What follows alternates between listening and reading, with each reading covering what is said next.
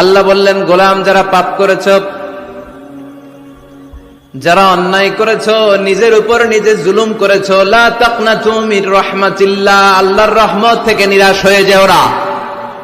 লা তাইআসু মির রাউহিল্লাহ, আল্লাহর রহমত থেকে নিরাশ হবে না। ইন্নাহু লা ইয়াইআসু মির রাউহিল্লাহি ইল্লাল কওমুল কাফিরুন, কাফের মুশরিক ছাড়া কেউ আল্লাহর রহমত থেকে নিরাশ হয় না।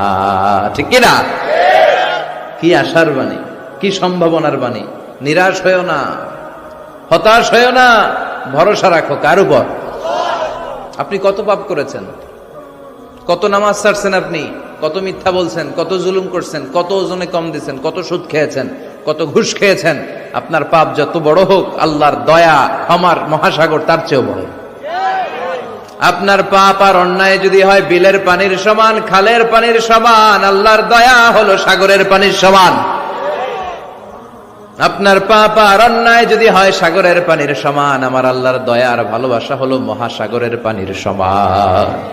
আপনার পাপ আর অন্যায় যদি হয় বড় বড় পাহাড়ের সমান, আল্লাহর দয়া হলো আকাশের সমান। ঠিক কিনা?